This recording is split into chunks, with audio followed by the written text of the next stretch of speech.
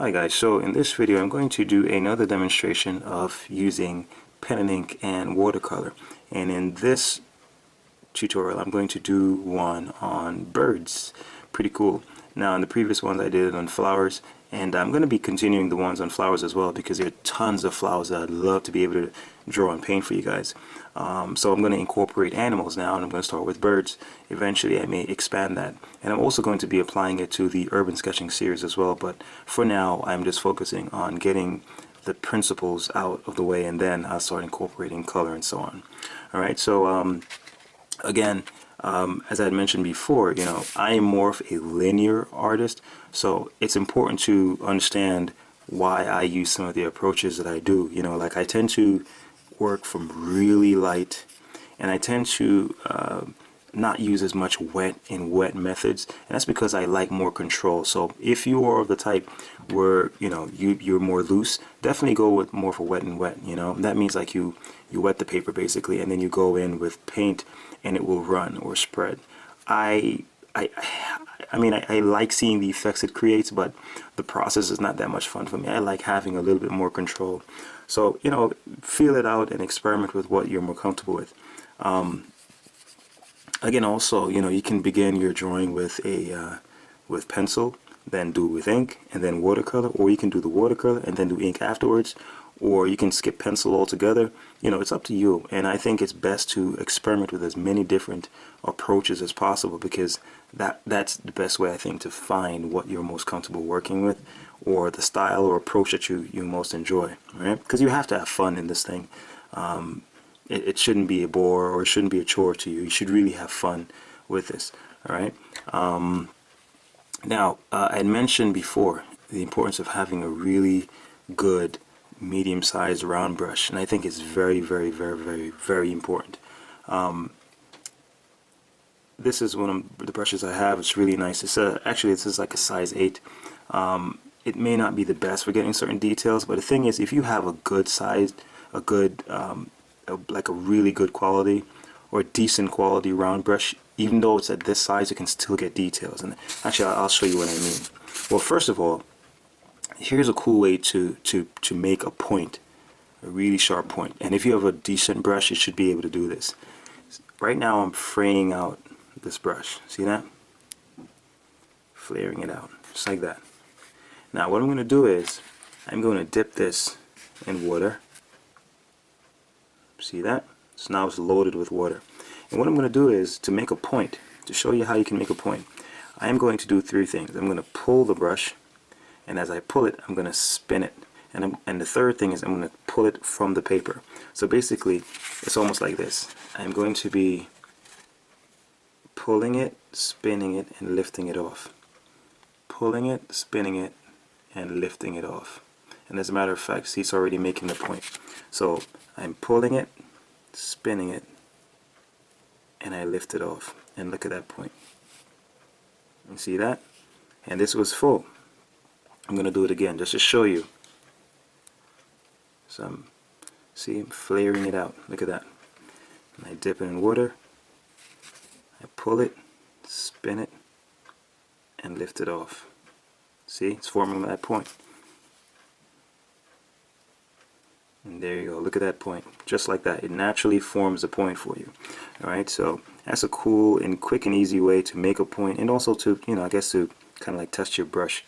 Now, I can make a variety of size points with this. Okay? Now, I'm going to make a really thin point, and to show you that you can get details even with a size 8 brush. Look at the thin line I'm going to make with this.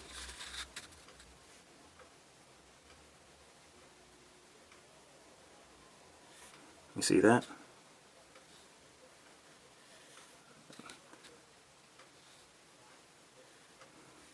Now I can make it thicker if I want by just pressing on it.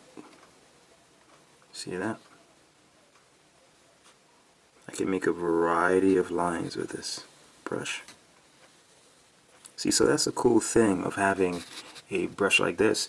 I can make a variety of points. I can make a really, really thin, thick, thin, thick, thin, thick. I can actually handle it just like I would a drawing instrument. You see that?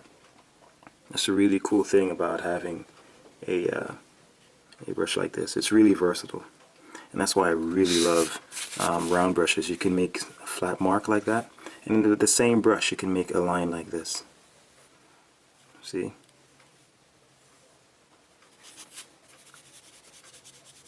You know, pretty cool.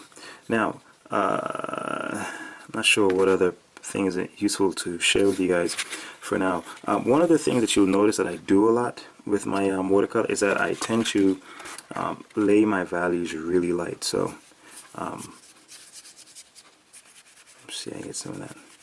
I lay my values really light, and then I go on top of it and I build my layers. And what I like doing is mixing my colors. I really rarely use just a flat color, like without being mixed, you know, because the thing is with nature is that with nature, when you look at something, you tend to see more colors. Like if you see something that's yellow, if you really look hard enough, you'll notice that the yellow is not a pure yellow. Almost, you rarely see like purely saturated colors in nature. They're almost always mixed with something, and it makes it more rich actually. The more saturated or pure the color is, the flatter it tends to be, and the more mixed the color is, the more richer it tends to be. Well, in my opinion, you know. So, like for example, if I'm doing leaves or whatnot, I won't necessarily use a green only. I may mix that green with a little yellow ochre, or you know, like some yellows, or I may use some browns or something like that, just to give it a little bit more richness and to emulate that natural richness of variety of colors that nature tends to have. So that's something that's useful to keep in mind as well. And also, like if I'm going from light to dark, what I'll do is, say I just put a little bit of paint on the brush. I may put a little bit down like that, and then as I put that down, I may dip the brush in water, take the water out. See, just by dabbing it, I'm taking the water out, and then I go in and I just feather it away. See that? Feather it away. So I basically just dab a little bit of paint, I dip it in water, take the water out, then just fade it out. Fade it out. You know, and that's one of the main like techniques that I use a lot. You know, and the cool thing is with this, you can eventually, like when it's dry, it's not dry right now, but I can add another color at the other end and do the same process. Dip it in water and then fade that color into the previous color. See that? And it will just naturally. But the thing is also that's important with watercolor is that you have to let the paint work.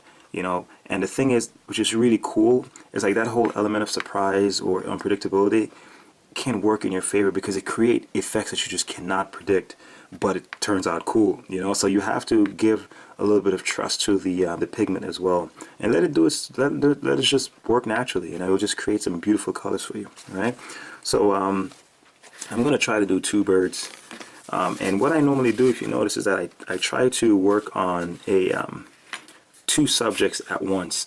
And the reason why I do that is because it allows me to work on one and then give it time to dry while I'm working on something else, and then give that time to dry and I go back to this. You know, so when it comes to watercolor, it's good to have well, for me, I have multiple things working on, or I have a large subject so I can work on one part and leave that part, because it's important to give the pigment time to dry, because some of the best effects you'll get is when you go over a color with another color and the other color underneath will, you know, actually emanate through, you know. So that's the translucency, the beautiful thing about the translucency of watercolor, the fact that colors, you know, shine through other colors, you know. So it's important to learn to be patient when it comes to watercolor. Do not rush it, because if the color underneath is still wet and you're going over it, it's going to mix with the layer you're putting on top, and you don't want that. All right, so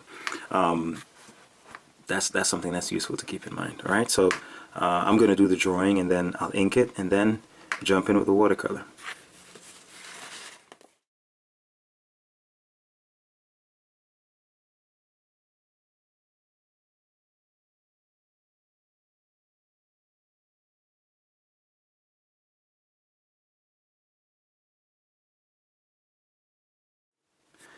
Okay, so now I'm going to go over it with the ink. Now, the thing is with the with birds is that, as I had mentioned, I think it's best to leave forms open when it comes to working with ink and watercolor.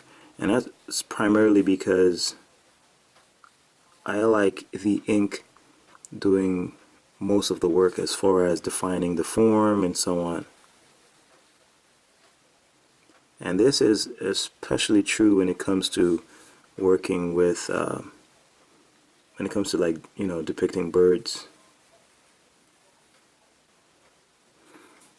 And that's because, of course, the feather, you know. So see, like areas like here, if you notice, I'm just flaring it out a little bit. I'm not necessarily working and creating a line. See, I'm leaving it open.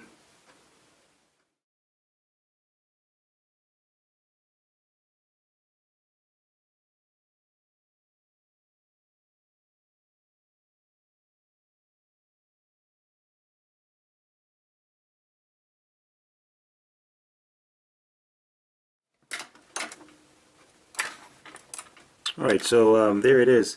And now we're ready to actually get started.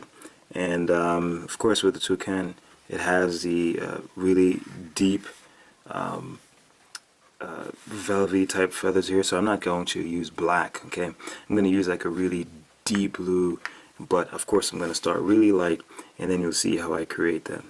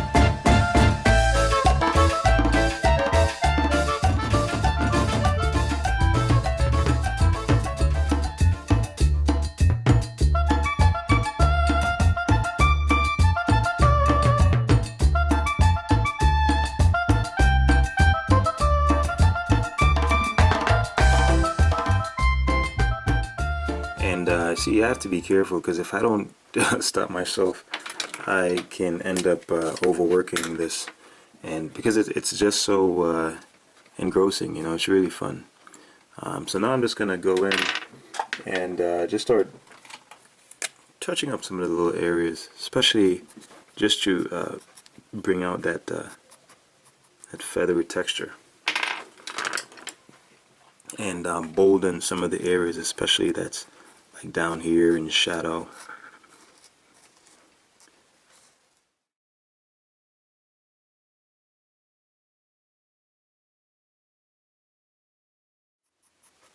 And as I would say, you know, to be honest with you, the most important thing is to have fun, you know. And even if I were to do these two birds over again, I'm sure they would come out looking looking different. And that's a really fun thing about watercolor that I really enjoy. You know, each drawing takes on a life of its own because it leads you, you know. Even the colors may be different. The overall color theme or scheme may be similar, but drawing would definitely take on another life of its own.